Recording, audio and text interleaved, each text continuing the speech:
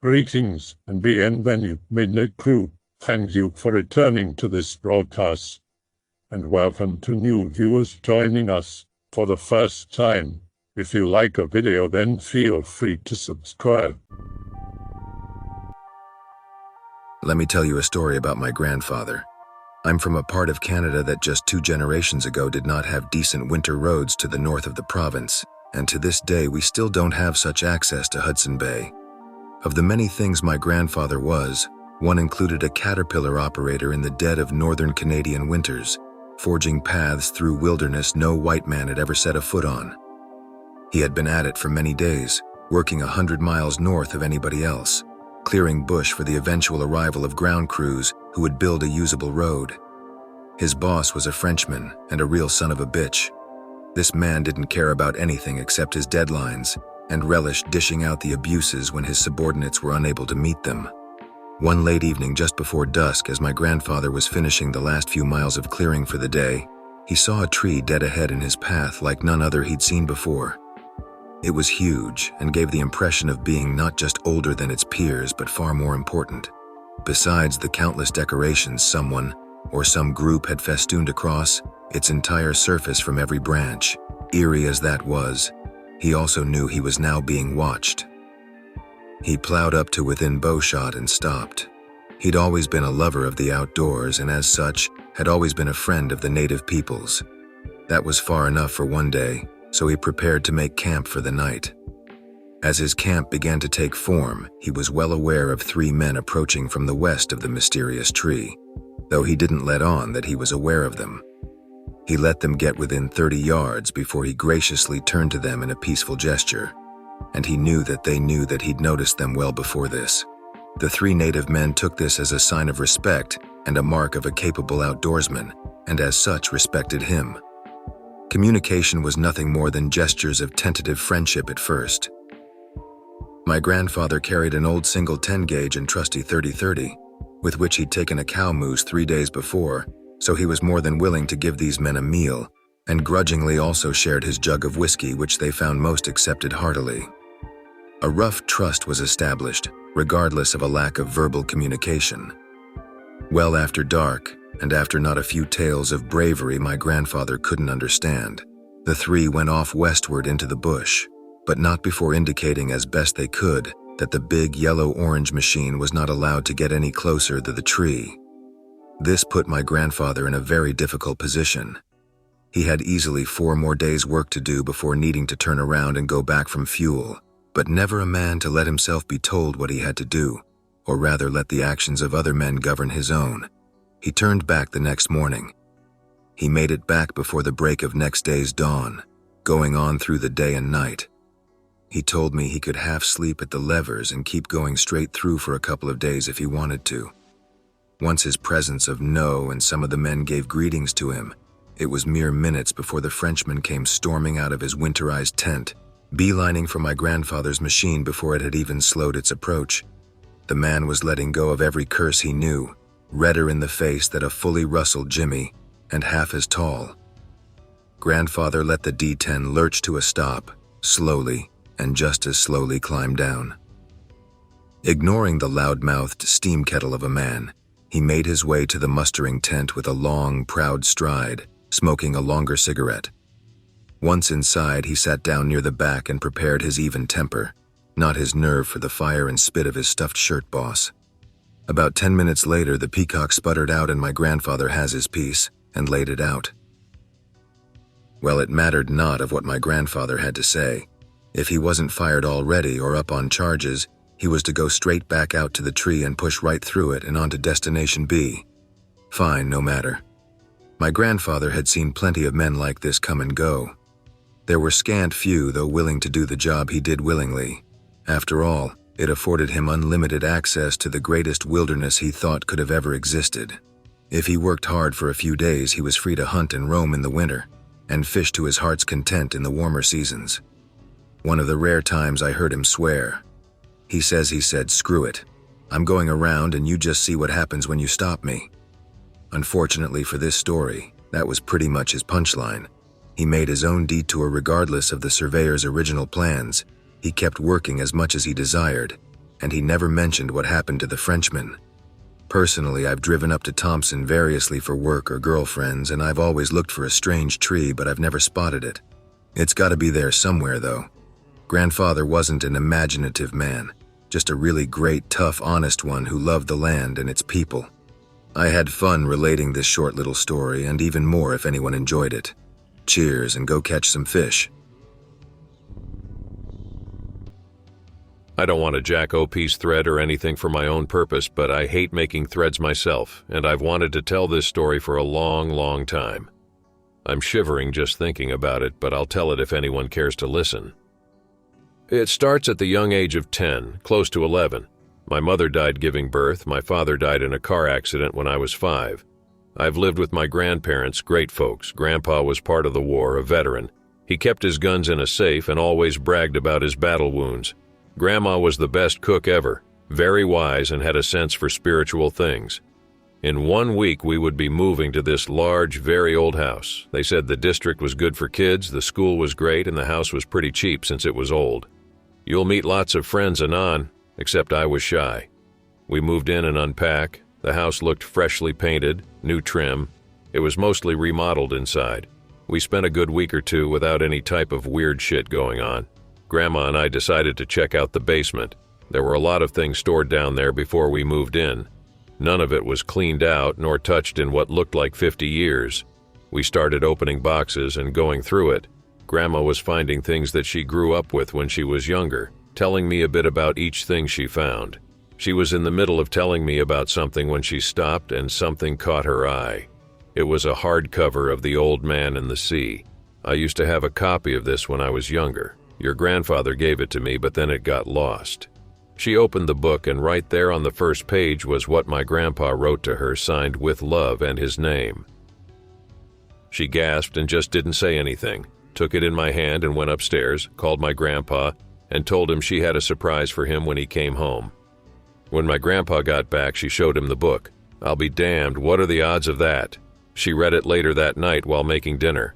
Grandpa ended up telling me how they met and when he gave her that book. In the end, it was really special and really great that she got it back. After eating dinner, we heard something at our door. It was clawing, scratching like it really wanted in.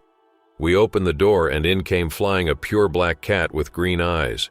My grandparents didn't have many pets, but he went right in and laid on the couch and looked at us. Grandma figured that the owners used to live here, which is why it came back. I insisted we keep it because I've always wanted a pet. Grandpa doesn't want to, but Grandma says we should, and we do. He slept in my bed later that night. I woke up around 3 a.m., which was very unusual. That never happened before. Calo the cat was gone. My eyes were heavy. I noticed it was raining and shifted my eyes from the window to the middle of my room. There was a shadow from the light coming through the window. Literally nothing in front of the window to make that shadow. I look back out the window and see nothing but water raining down. I looked back to the middle of the room, and right in my face was just a void of darkness. Couldn't move, couldn't say anything, couldn't scream, couldn't make a noise. Never felt this terrified before in my life. I couldn't even look away. The next moment, my door squeaks and shuffles open slightly, and in comes Calo. The void is gone. I can move. I can talk. Everything is normal. Except that it was extremely cold in the middle of summer. My grandma wakes up really early in the morning around 5 a.m. As usual, she's making breakfast and I'm waking up at 6 a.m., same time as Grandpa. We sit down to eat while Grandpa talks about having to go into town and meet up with some people for a charity. After he leaves, I ask my grandma about ghosts. I tell her about what happened last night, telling her about the black void and not being able to move or anything. She said it could have been a ghost or it could have been my imagination going wild and making myself so scared I froze up. Except I told her it was extremely cold. She had a bewildered look on her face. She told me that if I wanted, she would sleep in my room with me. No way, I'm too grown up for that. It's okay, Grandma. It was probably nothing. We went back into the basement and went through more boxes. Here's where shit got weird. Calo came down with us. He would slink around and sit near us while looking around sometimes. He got on a box and dug at it. Grandma took it down and figured there was a mouse he wanted to catch. She opened it up and was surprised. It was a doll she had when she was my age. Calo sat down after she opened it and just looked around at stuff like normal. She looked worried while looking at the doll. She's never lived here before and we never knew the owners. Grandpa came home around 6 p.m. that night. Grandma told him to come down to the basement with us and look through some boxes.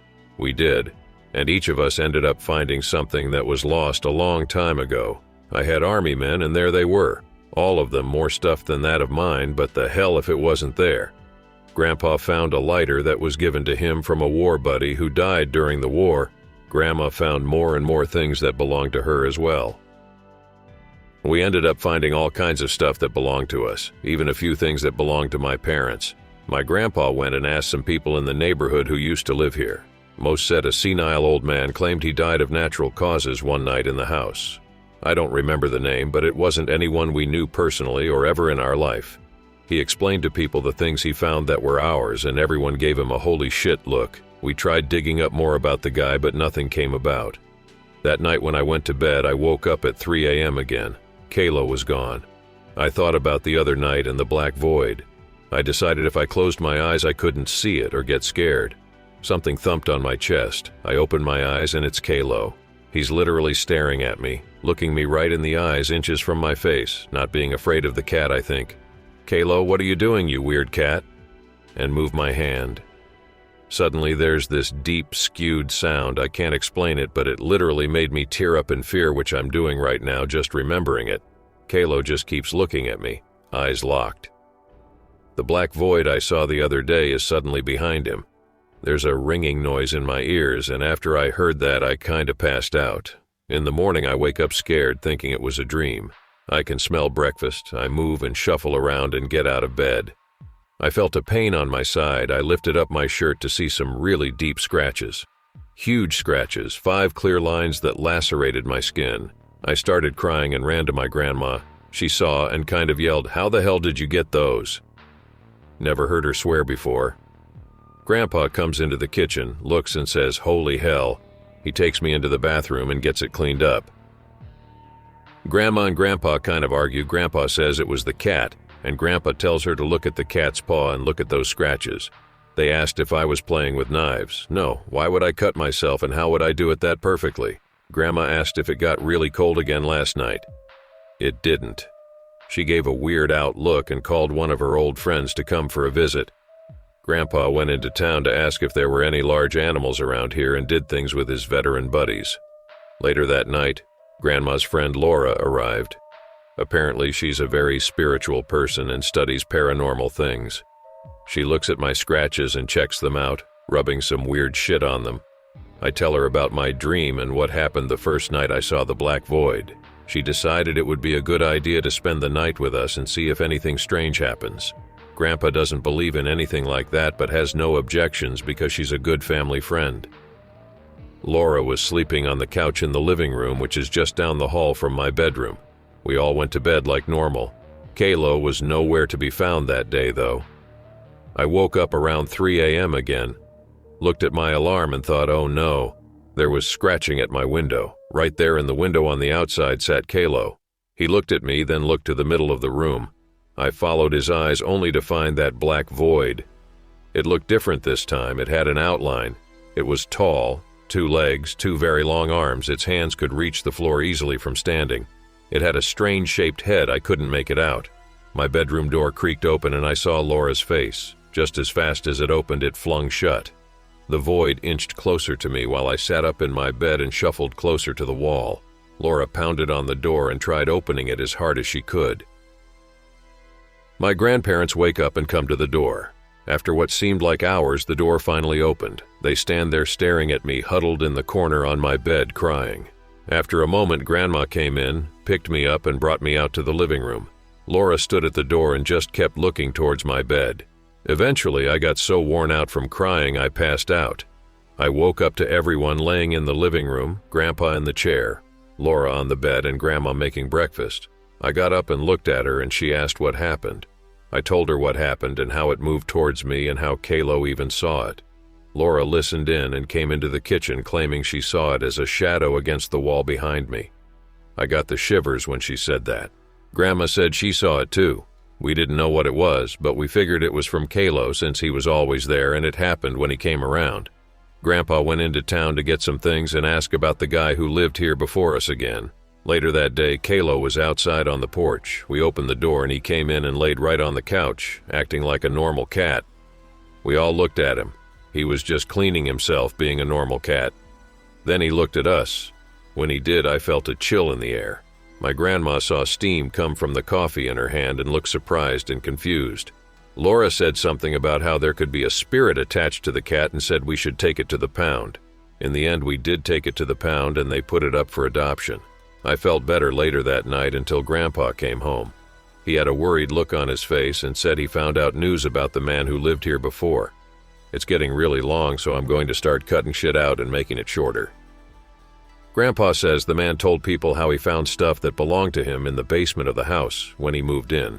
Lots of long-lost stuff that had sentimental value. Also said there was a pure black stray dog that the man took in as a pet.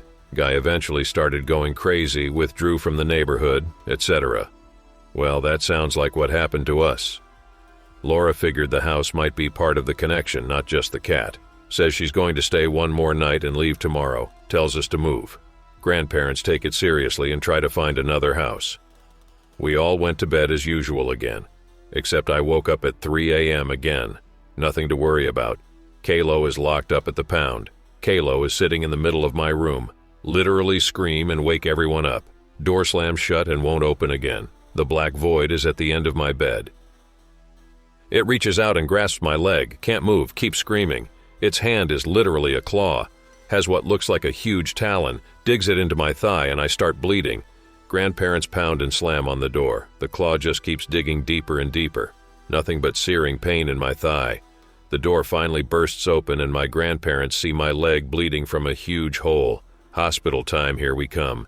Immediately go into surgery, go under, etc.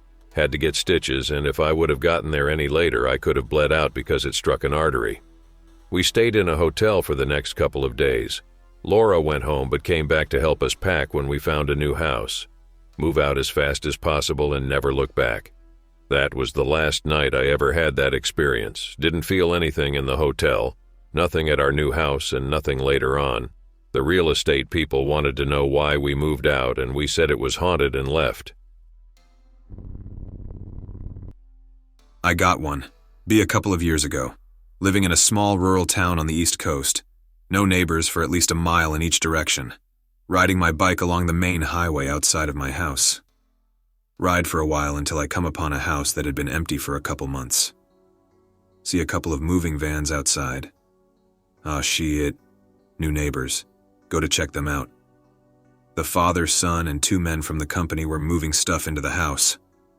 Looking in the main window, I could see a woman unpacking boxes and an old woman resting in a chair.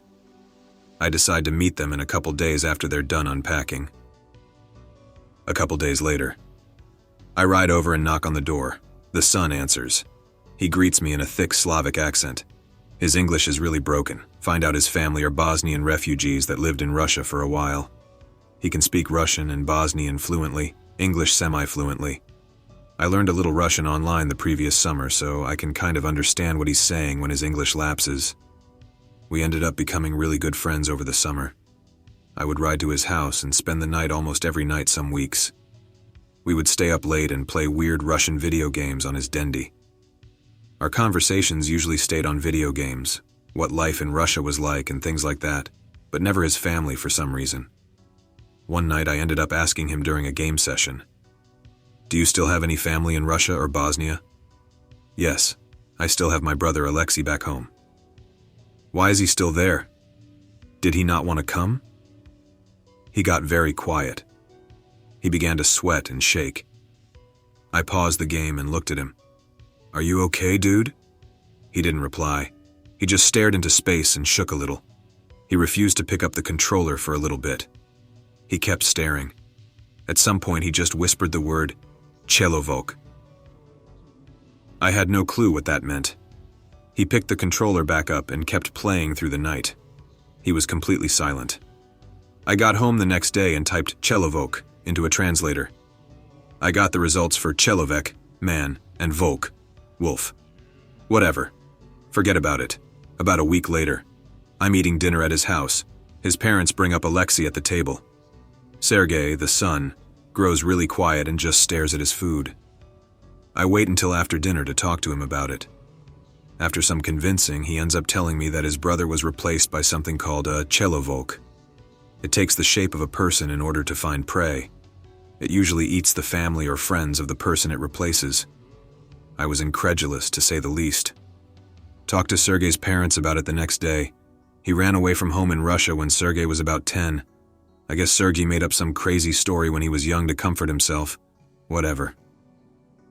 A couple weeks later, I'm sleeping at Sergei's house. Around 2 a.m. A noise is coming from outside. It sounds like a rust bed spring being stretched to its limit and a blood-curdling gargle. So loud it wakes Sergei and I up. Look over at Sergei. A look of pure terror overwhelms his face. He managed to choke out the word Chelovolk. 20 minutes of silence. Just us staring at each other. Scratching noises were coming from the side of the house. We were sleeping in his room on the second floor. Noises get louder and louder. Sergei's literally crying at this point. Scratching noises sound really loud and close. I started crying a little too. Noises stop. Decide to be brave and look out a nearby window. Inch my head up above the sill. What I saw on the side of Sergei's house stays with me to this very day. It was a long, almost dog-like creature with about 3-inch nails. Its skin was pale and nearly translucent. It had jet-black hair coming from its head and back. It had eyes like a cat, but with a more malicious tint. I stood there paralyzed with fear.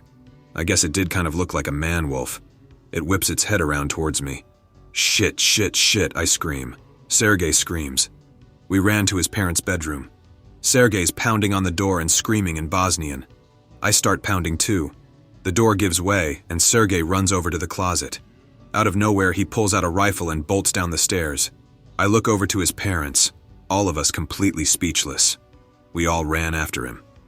Back doors open. Sergei's in the backyard with the rifle shouldered. He lets off 3 shots. 2 hit the thing, now on the roof, and 1 glances off of the house. Chelovolk seems unfazed, starts charging down the roof towards us. Sergei lets off 5 more shots. 1 in the arm, 1 in the head, 1 in the back, 2 in the house. It seems hurt now. Thick black liquid all over the roof, side of the house and ground. Chelovolk changes direction and heads for nearby woods. Sergei lets off 2 more rounds, 1 in the back, the other ricocheted off of a tree. Looks back at us with those cat eyes. Runs off into the woods. We all go inside. Nobody sleeps that night. All of us are constantly checking windows. Sergei tells his parents that one of those things killed Alexei. Everyone is scared shitless. Day breaks. I head home. I received a text later that day that they're going to be moving soon. Say my goodbyes to them. Haven't spoken to Sergei or his parents since. I was afraid of sleeping when I was young. Footsteps in the house scratching on my window and hearing breathing in my bed beside me. I was always scared at night, even when nothing was happening. I didn't even know what a ghost was, or even much of an alien. I was about 7 years old and in a neighborhood where all the kids were friends. The new kids on the block became best friends with my sister, and I tagged along. They were about 10 and 13, but the older one defended me and kept me within the group. So as if they went to the movies or played a video game, I was entitled to go or participate because of her. It was summer and we got to stay up as late as we wanted. I guess so our parents could wear us out and sleep till 2 p.m. on the weekends like they usually do. I followed my new friend over my sister as she paid more attention to me, like she was preparing to have a kid in the future. We were hanging out behind my house one night. The sky was clear, no light pollution, and you could see the entire Milky Way. We have flashlights and shine them into the sky while playing around. My sister and friend go to her house and I want to follow. I get permission and start walking down the street. I'm still shining my flashlight into the sky for fun, but then decide to turn it off. As I'm walking, I see this big, huge blue flaming ball appear and move from the top left to the bottom right behind the tree line. It was white in the middle and blue aura on the outside. It couldn't have been a meteor, and that big would have been an impact. I can't say it was a UFO, but it was something. I just know I have no memory after seeing this giant blue flaming ball fall from the sky. If you hold a baseball at full arm's reach, that's about the size it was in the distance. I just know I haven't been afraid of ghosts or creepy noises at night since this incident. Working in my first job outside my hometown, small northern rural town in the middle of nowhere, far northern Canada. Just to give you an idea of how small, cow farms right across the street from downtown. Start working from home. Do nothing. Office job, rubber stamping forms to be rubber stamped by someone else, then rubber stamped again. Order some crap off Amazon. It's arrived at the post office. Check clock. 4:30 exactly. Post office closes at exactly 5 o'clock. I've missed the cutoff before because I ordered too much useless crap on Amazon. Log off the work computer at 4:30 p.m. exactly. Get into the car, drive to the post office, which is across the street kitty corner, to the apartment building I'm staying at. Pick up my stupid crap, some shirts, before 5 p.m. Barely make it because you have to walk through a mall to get to the post office. Get back in the car, it's now almost 5 p.m., decide I'm going to go for an afternoon drive through the countryside, smoke a few cigarettes, and relax. Turn right instead of left into my apartment. Turn on the radio. It's past 6 p.m. Suddenly I feel extremely nauseous. It should only be 5:05 p.m., not 6:05 p.m. Decide not to go for a drive, do a U-turn and go back into my apartment to confirm the time. Perhaps my car clock was incorrect. Everything is saying it is past 6. Somehow an hour just disappeared in about a 5-minute drive down a city block. On a trip I made, I was approaching the border of Louisiana at about 3 a.m. I had not seen a car for hours, and I was on the backcountry roads. I approach a four-way, and a car comes from the left and one from the right. They both turn in the direction I am headed, and that was the first thing that creeped me out. I let them get ahead in case I felt like I was going to get ambushed and wanted to leave room to turn around. These cars in the distance then hit the gas and just were probably going about 100. I was going 40, and then I found out why. My windows were down and it sounded like something in the woods was keeping up with my SUV. I was looking and saw nothing. Out of nowhere, I hear a large growl followed by a screeching sound and a thud on top of my car. Fear hit me and I wasn't even thinking about rolling up the windows. My doors were locked and it was trying to open the back passenger door. The handle rattled many times and then I hit the gas. I sped up to 75 and then another thud, and I saw a hand with long brown fingers on my windshield. It wasn't human. Then the screaming and another growl, and I guess it left. I didn't stop until the sun rose. When I got to the hotel, I was on the second floor and noticed a brown, rubbery substance on top of my car. It had dripped down the side also. Whatever it was left some kind of fluid that solidified. This happened on Mira Murtis Road, just outside Rodessa, Louisiana. After researching, I found out that it's a complete ghost town and near a cemetery. Could this have been a cult trying to wreck me, or some random cryptoid taking refuge in this ghost town? There are lots of reports of accidents on this road, and the town has many reports of hauntings. Mentioned this before, but I'm going to mention it again. Member of this forum probably around 2005. Music forum, and the music is as far from /x/ as you can get. Does have sub-forums for more general interests like cars and movies and things of that nature. Also has an off-topic section for shit that doesn't fit anywhere else.